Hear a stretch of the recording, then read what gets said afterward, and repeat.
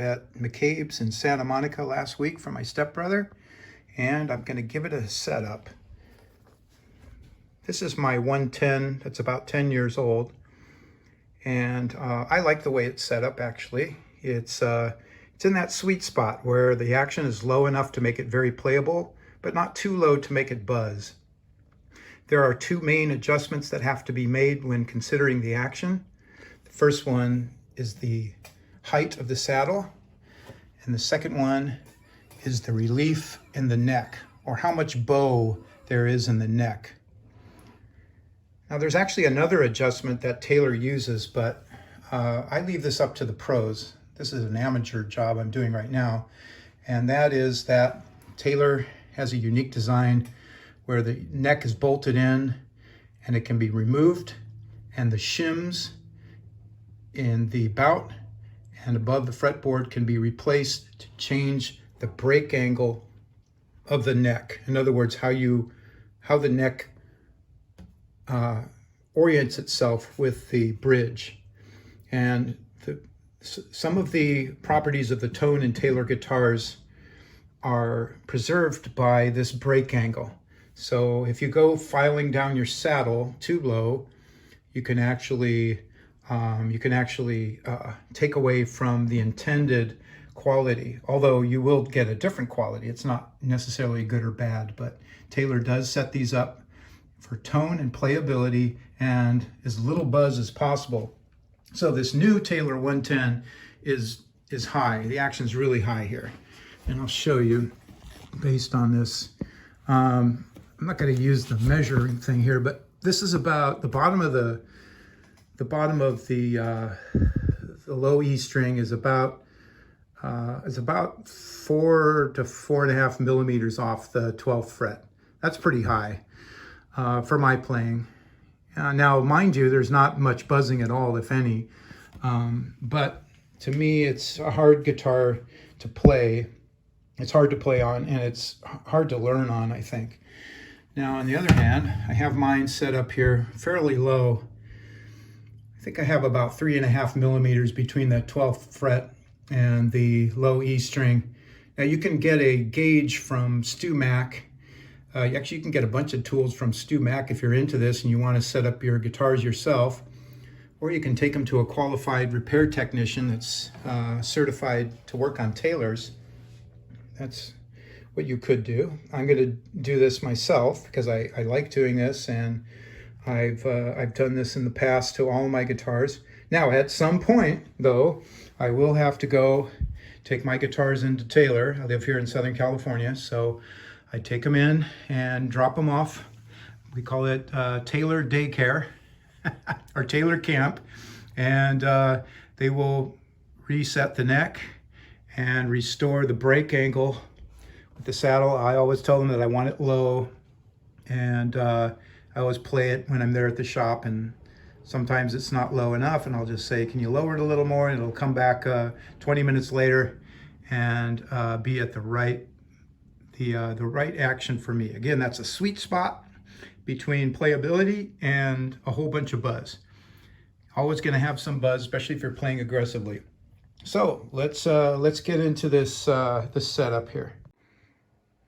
Okay, so today what I want to do is I want to lower the action on this new Taylor 110E.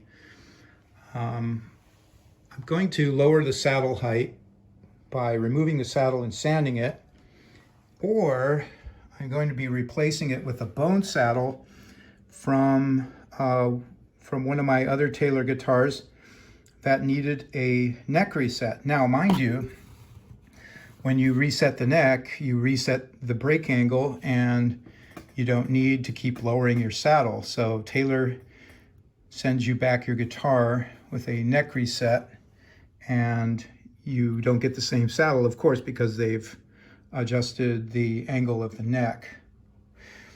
So we're going to see which one we need here. I might just file this one down, or I might just simply put this one in and see if it's the right height. If it's too low, I'll file down the micarta one that came with the guitar. Or, and here's another option, I got these from Bob Colossi. This is a shim kit. In case you sand your saddle down too far, you can actually super glue these on the back. You cut them and then glue them on and then sand them and shape them. And so this is a this is the savior in case you've messed up your saddle. In fact, he's even got first aid sign on there. All of Bob Colassi's material comes with a with an instruction sheet, so you can do this. It shows you how to grind down the bottom of your saddle and how to fit it and tips and everything. So if you're needing saddles or bridge pins or small guitar parts, that's the person to go to. All right, so here we go. So I want to lower the action at the saddle, and I want to change the bridge pins. Possibly adjust the relief on the neck, although I might not have to do that. Okay, so here we go. First thing we're going to do is we want to loosen up the strings, and just enough to get the bridge pins out and no more. So we're going to do that first. My trusty string winder here.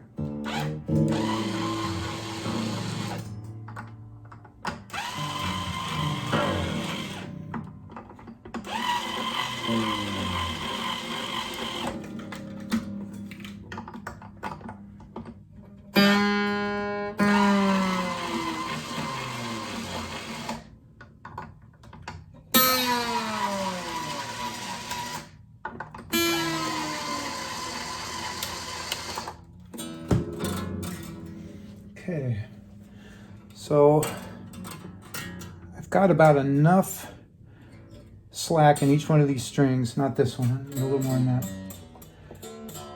to pull the bridge pins out. Now, little trick here, capo will keep the strings on the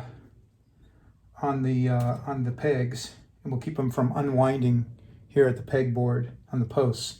So if I put a little capo right here, that will keep my strings in check while I'm working on this.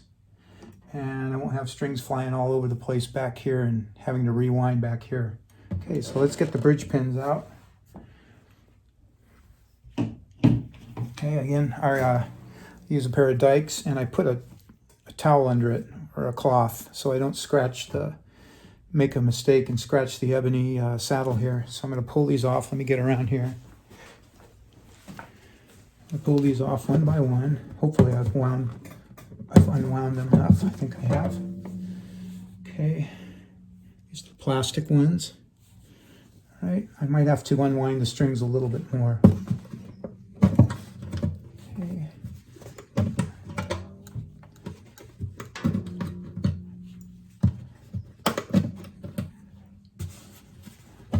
There we go. Okay, so now the bridge pins are out, and you can just simply pop these out. I'm going to put them aside so they don't scratch the top of the guitar. And I'll put the treble strings over on this side. Unloosen that a little bit more.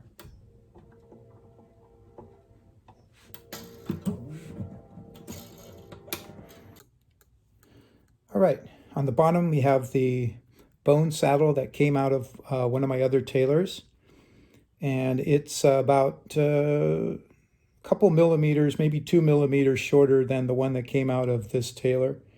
It's also got a nice little stain to it, so it looks more woody or antique, if you will. I'm going to put this in, and then I'm also going to use these Taylor bridge pins, these wood ones that came out of another guitar. You can get these from Taylor. They have a little abalone dot in it, which is pretty cool. I think Bob Colassi also sells these, so you could check with him too. All right, so we're gonna upgrade this brand new Taylor and work on the bridge here. So here's the saddle. Okay, and looks good.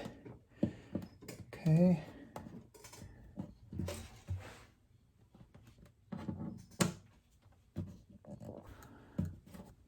got the old saddle in here, this old bone saddle. It's very low at the high E string, so I'm a little concerned about that. I'm going to go ahead and put it in and tighten up the strings and see how it does. It might be too low. If it is, then I'll either add a shim to this, which would be really nice, or I'll grind down the one that came with the guitar. So here we go. So let's start with the low strings. And I'm using these Taylor wood bridge pins to replace the plastic ones. You have the nice little abalone dot in here. You can order these from Taylor. I think Bob Colossi also sells these. So here we go.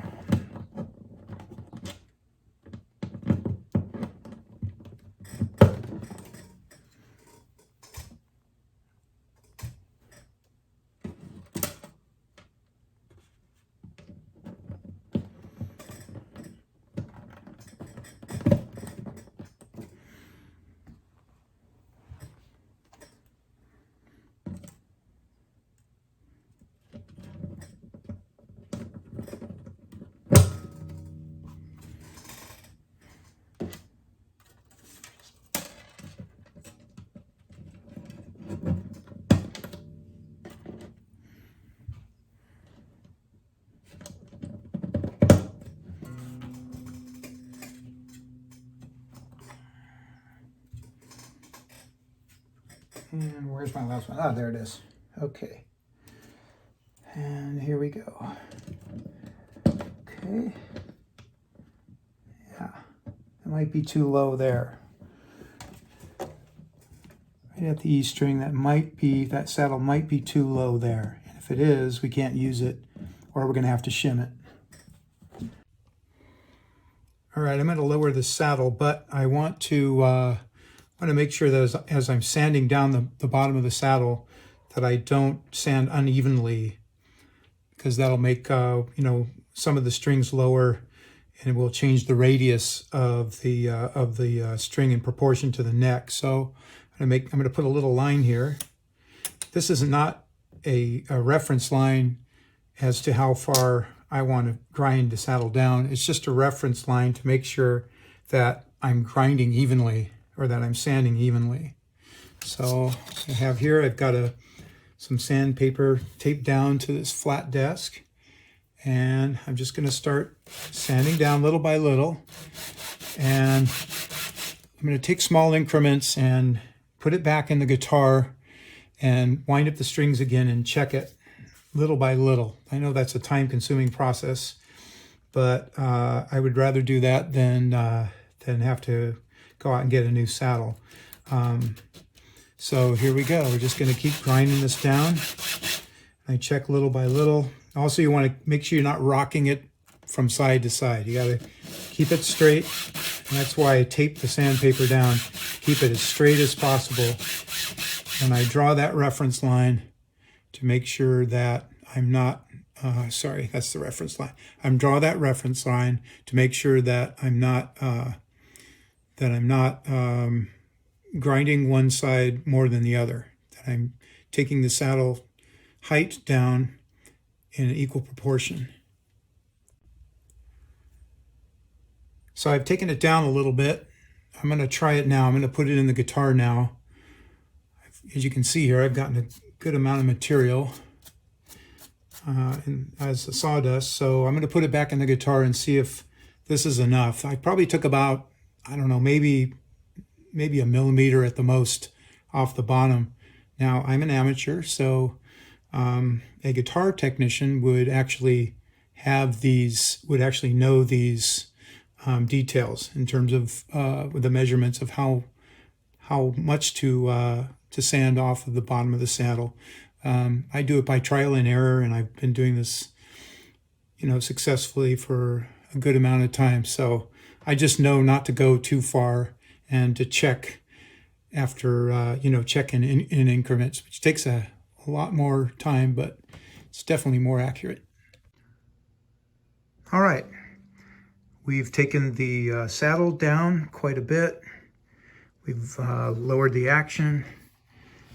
Now we've got about probably around 3 millimeters from the top of the 12th fret to the bottom of the low E string, which is kind of where I like it. I know there are better ways to measure that, and again, you can buy tools that are probably geared toward the technician, not the amateur, and it plays very nice. The only thing is I'm getting a little bit of string buzz, a little bit more than what I would want, so I'm going to actually adjust the truss rod a little bit.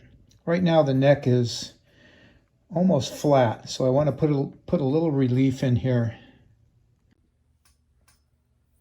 This is how you adjust the truss rod on a Taylor. Take out the truss rod cover.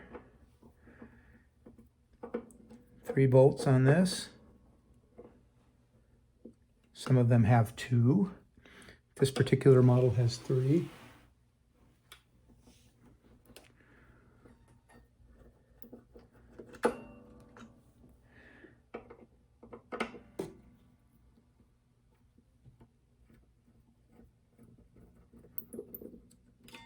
Okay, and that just can kind of just flip that out of the way. Here it goes. Okay, Taylor truss rods are a 1/4 inch socket, and it's a deep socket, so you want to get yourself one of these, or you can just buy yourself the Taylor truss rod adjuster. Okay, and then righty-tighty, lefty-loosey. So to add relief in the neck, which is bow in the neck, you loosen. If you want to straighten out the neck, you tighten. Very simple. However, every time you do this, you do have to retune the strings, because it'll make it. I'm going to back off on this just a hair. Put a little bit of relief in the neck. And here's how I check the relief. I'll fret at the 2nd and at the 14th. Let me get this angle here a little bit better. So 2nd and 14th. And I just make sure that the string can actually sound within that range. Then I know there's some relief in the neck. Okay. If I were to go up here, it'll be the same thing. 2nd and 14th. Okay, so the string actually sounds within that range, which means there is some bow or some relief in the neck. Okay, that might be enough.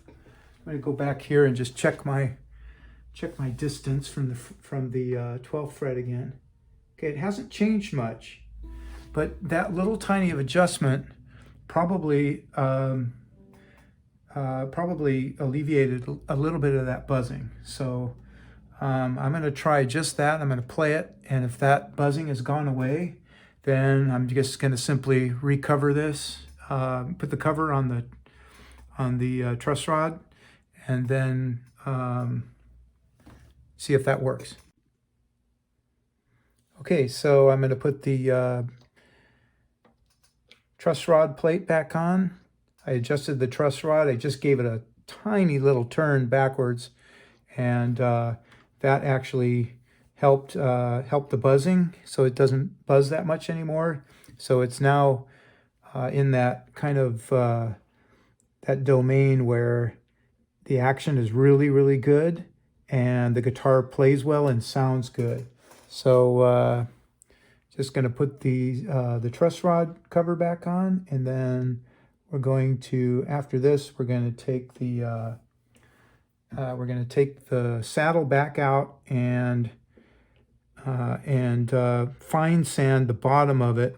Since I used 100 grit, I want to take a finer grit of sandpaper and sand the back of the saddle so it's nice and smooth and it's making contact with the bridge.